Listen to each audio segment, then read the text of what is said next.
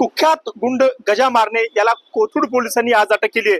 आपल्याला माहित असेल काही दिवसांपूर्वी भारतीय जनता पक्षाचा कार्यकर्ता देवेंद्र जोग याला गजा मारण्याच्या काही गुंडांनी मारहाण केली होती आणि त्यानंतर मोठी खळबळ उडाली होती। केंद्रीय मंत्री असलेल्या मुरलीधर मोहोळ यांनी या संपूर्ण प्रकरणावरून पुणे पोलिसांना धारेवर धरलं होतं। इतकंच नाही तर पुणे पोलीस आयुक्तांना त्यांनी कडक कारवाई करण्याचे आदेशही दिले होते आणि त्यानंतर पुणे पोलिसांनी या प्रकरणात आता गुंड गजा मारणे याला देखील अटक केली आहे।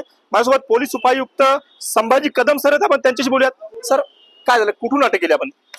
आज या ठिकाणी आपण जो चौथा आरोपी आहे गजानन मारणे याला पोलिसांनी ताब्यात घेतलेला आहे आणि ऑलरेडी या गुन्ह्यामध्ये 3 आरोपी अटक आहेत। अजून दोन आरोपी जो आहेत याच्यामध्ये ते वॉन्टेड आहेत। पोलीस त्यांचाही लवकर शोध घेत आहे आणि त्यांना पण अटक लवकरात लवकर करतील।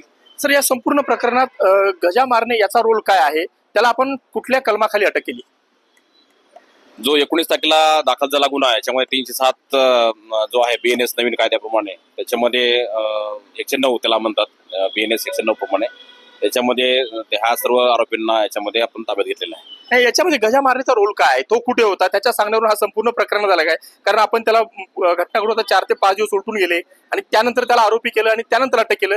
या संपूर्ण प्रकरणात गजा मारण्याचा रोल काय आहे नेमका? याच्यामध्ये पोलीस तपास सुरू आहे। याच्यामध्ये काही गोष्टीवर पोलीस तपास करत आहेत आणि जो काय रोल निष्पन्न होईल त्याप्रमाणे पुढची कारवाई पोलिसांनी केलेली आहे। स्पेसिफिक प्रत्येक आरोपीचा रोल काय आहे हे तपासामध्ये नंतर निष्पन्न होईल। ओके, म्हणजे सर, ज्या दिवशी हा संपूर्ण प्रकार घडला त्या दिवशी गजा मारणे स्वतः तिथे उपस्थित होता, ज्या ठिकाणी मारहाण झाली त्या ठिकाणी? सध्या ही प्रायमरी स्टेज आहे पोलीस तपासाची। याच्यामध्ये जसं जसं तपास पुढे जाईल त्याप्रमाणे सर्व तथ्य जे आहेत ते सामने येतील। ओके सर, हा संपूर्ण प्रकार नेमका कशावरून घडला होता? कारण आपण पाहिलं असेल हा देवेंद्र जोग जो होता दुचाकीने जात होता आणि त्याला या गुंडांनी मारहाण केली होती। असं म्हटलं गेलं की सुरुवातीला पोलिसांनी देखील त्यांची दखल घेतली नाही, मात्र जेव्हा याविषयी आवाज उचलला उठवला गेला त्यानंतर पोलिसांनी दखल घेतली याची? असं अजिबात नाही। पोलिसांनी तात्काळ या ठिकाणी पोलिसांनी दखल घेतली आहे। कोथरूड पोलिसांनी त्याला स्वतः आपल्या पोलीस निरीक्षक यांनी त्यांना हॉस्पिटल ऍडमिट केलेलं आहे। त्या ठिकाणी जाऊन त्याचा जबाब वगैरे घेतलेला आहे आणि त्याला बेस्ट पॉसिबल जी ट्रीटमेंट आहे ती त्याला त्या ठिकाणी दिलेली आहे आणि तात्काळ पोलिसांनी दखल घेऊन याच्यामध्ये गुन्हा दाखल केलेला आहे। नंतर काही गोष्टी आपल्या तपासात निष्पन्न झाल्या त्याप्रमाणे आपण याच्यामध्ये बाकीचे सेक्शन्स आणि बाकीचे आरोपी याच्यामध्ये निष्पन्न झाल्यानंतर पुढची कारवाई पोलिसांनी अतिशय कडक कारवाई केलेली आहे आणि याच्यामध्ये कुणालाही कुठल्याही गँगचा मेंबर असेल, कुणी मोठा गँगस्टर असेल, त्याच्यामध्ये नागरिकांना सुद्धा विनंती आहे की असं काही कुठला प्रकार नाही। पोलिसांसमोर कायद्यासमोर सर्व सारखेच आहेत गुन्हेगार। ओके सर, या संपूर्ण गुन्ह्यात मग आतापर्यंत एकूण किती आरोपी निष्पन्न झालेत आणि त्यातील आपण फक्त 3 आरोपींना अटक केली? आतापर्यंत 3 आरोपींना अटक केलेले आहे, 2 अजून निष्पन्न झाले। त्याच्यापैकी गजानन मारणे याला ताब्यात घेतलेल्या पोलिसांनी। अजून याच्यामध्ये 2 आरोपी अजून वॉन्टेड आहेत आणि जसा जसा तपास पुढे जाईल त्याच्यामध्ये काही अजून गोष्टी समोर येतील त्याप्रमाणे पोलीस तपास करेल। खरं तर आपण पाहिलं असेल भारतीय जनता पक्षाचा कार्यकर्ता असलेल्या देवेंद्र जोग याला भर रस्त्यात मारहाण करण्यात आली होती लाथाबुक्क्यांनी। इतकंच नाही तर कमरेचा पट्टा काढून देखील आरोपींनी भर रस्त्यात देवेंद्र जोग याला मारहाण केली होती आणि त्यानंतर मोठी खळबळ उडाली होती।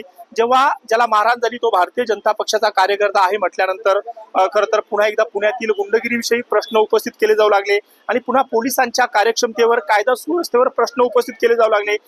त्यानंतर केंद्रीय मंत्री असलेल्या मुरलीधर मोहोळ यांनी देखील या संपूर्ण प्रकरणात पुणे पोलिसांना धारेवर धरलं। पुण्यात नेमकं चाललं तरी काय असा सवालही मुरलीधर मोहोळ यांनी उपस्थित केला होता। इतकंच नाही तर पुण्याचे पोलीस आयुक्त अमितेश कुमार यांना त्यांनी एक प्रकारे आदेश दिले होते की कुठलाही गुंड असो त्याच्यावर कडक कारवाई करण्यात यावी अशी मागणी केली होती। आणि त्यानंतर आपण पाहिलं असेल भारतीय जनता पक्षाचे कोथरूडचे आमदार चंद्रकांत पाटील, खासदार मुरलीधर मोहोळ हे स्वतः जाऊन ज्या तरुणाला मारहाण झाली होती, देवेंद्र जोग या तरुणाला मारहाण झाली होती, त्याच्या घरी त्यांनी भेट दिली होती, त्याची चौकशी केली होती आणि अशा प्रकारची घटना इथून पुढे घडू नये तसेच यातील आरोपींवर कठोरातली कठोर कारवाई करावी अशी मागणी जी आहे ती मुरलीधर मोहोळ यांनी केली होती। आणि त्यानंतर आपण पाहिलं असेल अवघ्या काही तासात पोलीस यंत्रणेने तपास केला आणि गजा मारणे याला देखील या संपूर्ण गुन्ह्यामध्ये जे आहे ते आरोपी केलं आणि आता त्याला अटक केली आहे। पुण्याहून किरण शिंदे, लोकमत व्हिडिओ।